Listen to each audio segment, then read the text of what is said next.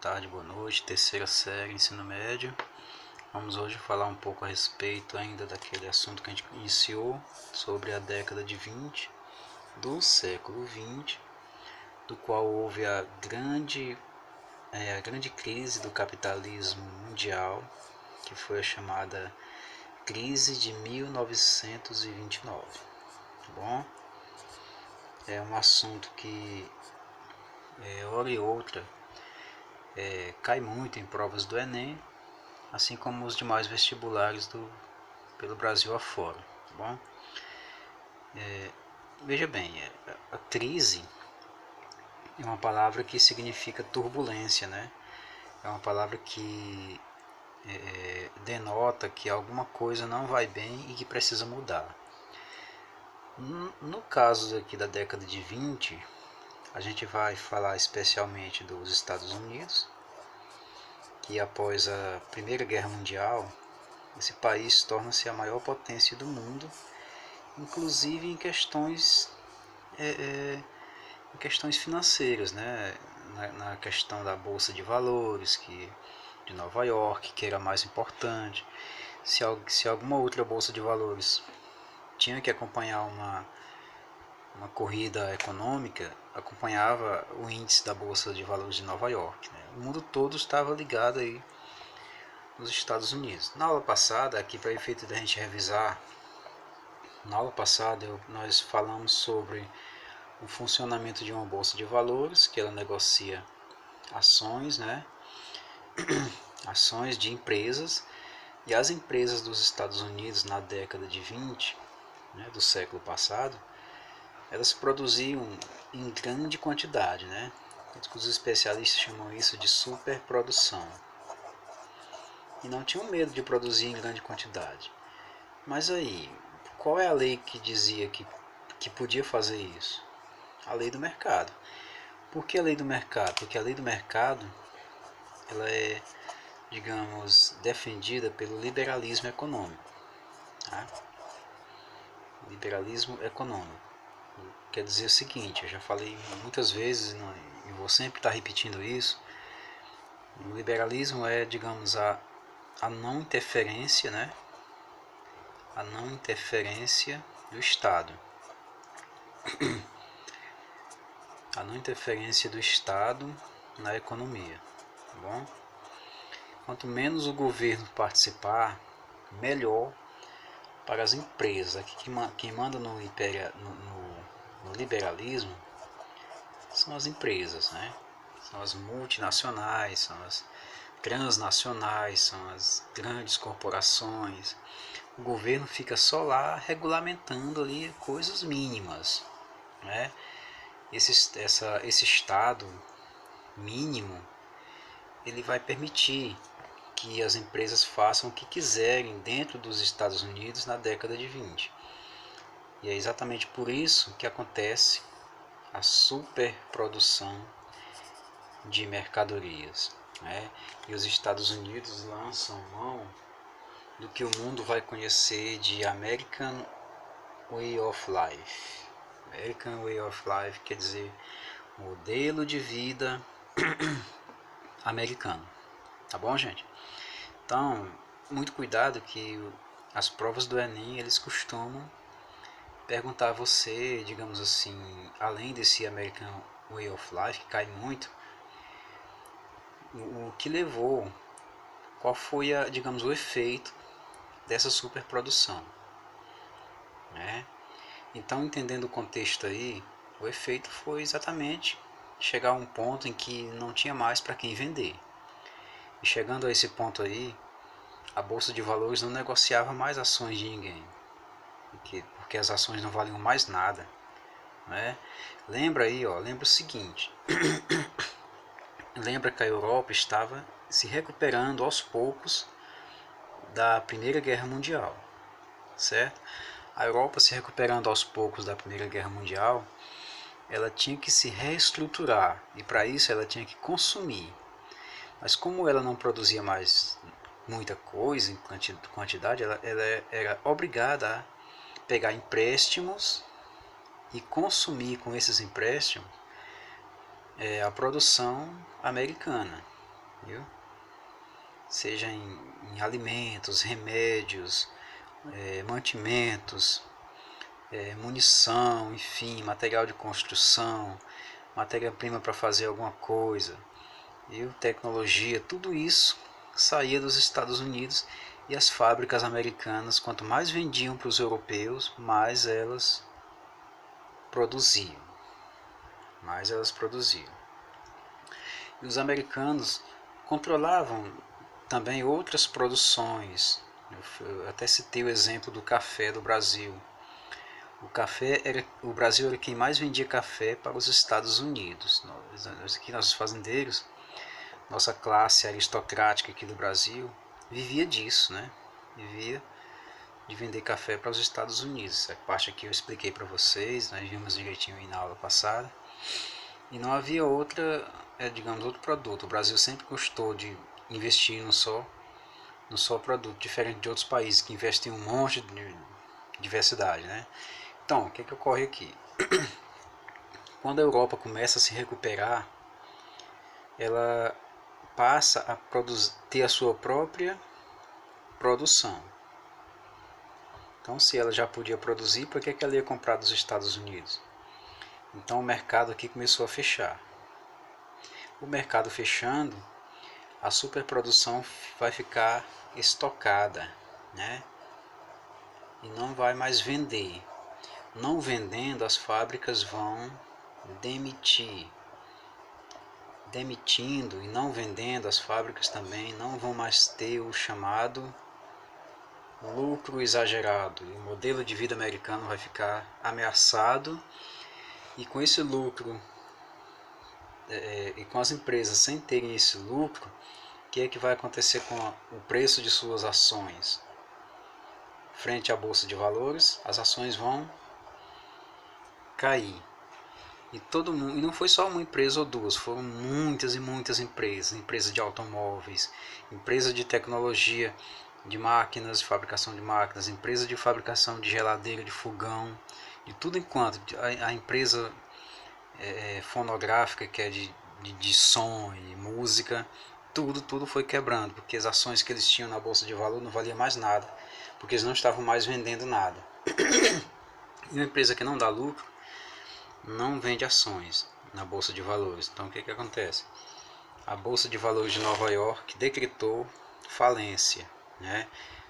Ou entrou, como o pessoal também gosta de chamar, em depressão econômica. Depressão econômica, né? Aconteceu o chamado crash, coloca entre aspas, né? Ou crack da Bolsa de Nova York. Então, a Grande Depressão, crise de 1929, crash ou crack da Bolsa de Nova York é a mesma coisa, muda só a expressão que o pessoal coloca, tá bom? Mas é tudo igual. Com a quebra dessa bolsa, o Brasil passou a queimar um monte de café, não estava mais vendendo, então resolveu queimar o café, né? Para tentar manter os preços em alta, mas mesmo assim não estava conseguindo manter os preços. Mesmo queimando um monte de sacos de café, o Brasil não conseguiu manter o preço desse café. Então a crise foi geral, né? Com a crise instalada aqui, os americanos começaram a cobrar os empréstimos dos europeus, que também não tinham como pagar, não queriam pagar no momento, estavam se recuperando e não queriam ainda pagar. Então a Bolsa de Nova York saiu arrastando um monte de países, quebrando um monte de países também ao seu encalço. Detalhe importante, somente a União Soviética não sofreu esse abalo econômico todo, viu? Porque a União Soviética não participava desse jogo do capitalismo com os Estados Unidos, porque ela era socialista. Então, sendo socialista, a União Soviética livrou-se da crise de 1929, ficou ilesa, né, vamos dizer assim. E essa crise também ela serviu para criar e fortalecer alguns partidos extremistas que estavam surgindo na Europa, como o Partido Fascista. Na Itália estava aparecendo o Partido Fascista, e na Alemanha também começava a surgir o Partido Nazista, né? Então o que é que acontece com esses regimes aí? São chamados regimes de governo totalitários. Não eram ainda governo, mas eram apenas partidos políticos com ideias totalitaristas, né? Totalitarista entendam como uma coisa que é levada ao extremo, tá? Tudo deles é levado ao extremo. São partidos de direita extremista, tá bom?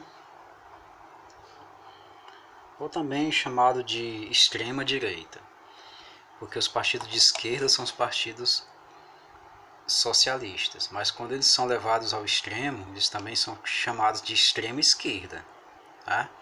No caso do Stalin, ele transformou a União Soviética no estado de partido de extrema esquerda, que foi uma esquerda levada a seu exagero, ponto máximo de fazer política.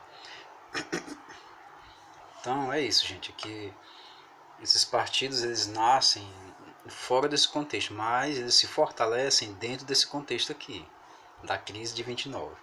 Como assim? Por que é que eles cresceram tanto? Imagine alguém, digamos assim, debochando dessa crise. Bem que eu avisei que isso não ia dar certo. Deixar tudo nas mãos dos empresários liberais não dava certo. Então o que é que a gente vai fazer? Como fascistas e nazistas, né? Nacional-socialista, que é a mesma coisa, eles vão investir em um Estado forte, para evitar que empresas mandem no país. O Estado forte evita que empresas ou liberais mandem na economia.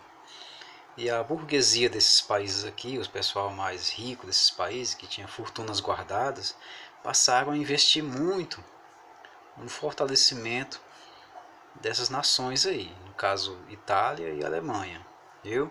Para evitar exatamente esse tipo de situação que aconteceu com os Estados Unidos. Eles não queriam nem saber de liberalismo lá dentro não, viu? E também eram contra o socialismo. Eles eram totalmente contra comunistas, socialistas, enfim.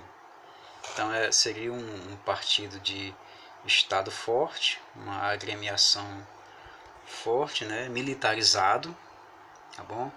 Militarizado, com ideias de xenofobia, quer dizer, eles se achavam, de certa forma, superiores a outros povos de outros países, cheios de problemas, como no caso aqui, o pessoal da democracia capitalista dos Estados Unidos. E também se achavam superiores ao pessoal da sociedade planificada da União Soviética, tá bom? Socialista. Então foi assim que eles se fortaleceram. Não nasceram por causa desse problema aqui não. Na verdade se fortaleceram muito por causa desses problemas que o capitalismo estava passando. Eles não deixaram de ser capitalistas, mas agora quem ia mandar em tudo seria a gerência do governo. O Estado seria muito forte e elevado ao extremo. Aqui nos Estados Unidos foi preciso também que o Estado interferisse. Não deu certo deixar na mão das empresas, então o governo passou a interferir na economia para controlar preços, controlar produção, controlar bancos, controlar bolsas de valores e qualquer outra instituição financeira que estivesse atrapalhando os negócios, né? Então, gente, o presidente Roosevelt, ele acabou tomando umas medidas econômicas que a gente chama de New Deal, que é um plano econômico para salvar a economia dos Estados Unidos. De certo modo ele conseguiu, mas não voltou a ser mais uma potência, um American Way of Life da vida não. Ele conseguiu com o New Deal amenizar a situação, porque os Estados Unidos só iam voltar a ser potência de novo depois da Segunda Guerra Mundial. Isso ia demorar um pouquinho. A guerra começa em 1939, né? Já ia demorar mais alguns tempos para os americanos entrarem de novo no conflito e saírem vitoriosos. Então o que foi o New Deal? É chamado também de novo acordo entre o governo dos Estados Unidos e a sua sociedade para salvar a economia dos americanos. Isso aí foi o chamado New Deal. Então não esqueça não, que isso aqui de vez em quando aparece em prova de vestibular. Viu? Por exemplo, marque corretamente a alternativa. O New Deal representou uma política econômica centrada no Estado americano, né, no governo, na tentativa de interferir na economia, barrando o avanço liberal, controlando e equilibrando as contas públicas. Corretíssimo, viu? Tentem compreender o New Deal como um novo acordo. E na verdade é isso que significa, né? Deal é acordo em português. Então vocês, compreendendo esse pequeno esquema que eu passei aqui, dá para você matar um monte de questões no Enem, viu gente? Dá para ganhar um monte de questões. Por exemplo, fascismo e nazismo defendiam o que? O Estado forte. E combatiam o que?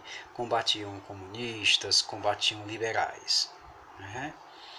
A década de 20 foi só nos Estados Unidos? Não. Essa crise da década de 20 foi arrastada para o mundo todo, o mundo capitalista todinho. Qual foi o único país que saiu ileso de tudo isso? A União Soviética. A União Soviética não saiu com problemas de economia porque não era um país capitalista, viu? Não comprava dos americanos, não dependia em nada dos Estados Unidos, não. Então aqui tem um monte de coisa aqui. O Brasil, por exemplo, ficou prejudicado de que maneira? Ele deixou de produzir e vender o seu café, que também ficou estocado, né? Por que ele queimou? Para tentar manter o preço em alta. Não deu muito certo não, mas ele queimou um monte de saco de café, toneladas e muitas e mais toneladas, para manter o preço equilibrado, né? Ninguém comprava mesmo, como é que ele ia manter o preço equilibrado, né? Então, mercado de ações, você já sabe o que é, pedacinhos de empresa. Ações são pedacinhos de empresa em documentos que as empresas lançam nas bolsas de valores para quem quiser comprar, né? Se já falamos na aula passada. Então tem muita coisa interessante nesse esquema que eu passei da aula de hoje, tá bom, gente? Na dúvida aí você vê novamente a aula, você rebobina aí o vídeo, tenta acessar novamente. Na dúvida a gente vai fazer umas questões, vou passar umas questões muito boas sobre esse assunto aqui, tá bom? Na qual vocês vão tirar as nossas dúvidas todas, se tiver, e possivelmente em questões pode aparecer alguma pegadinha, a gente vai tirando as dúvidas, tá ok? Então ficamos por aqui. Fique na paz, com muita saúde, fiquem em casa, não precisa sair, que essas aulas vão chegar até você, tá bom? Então, valeu, ensino médio, valeu, grande abraço, tchau.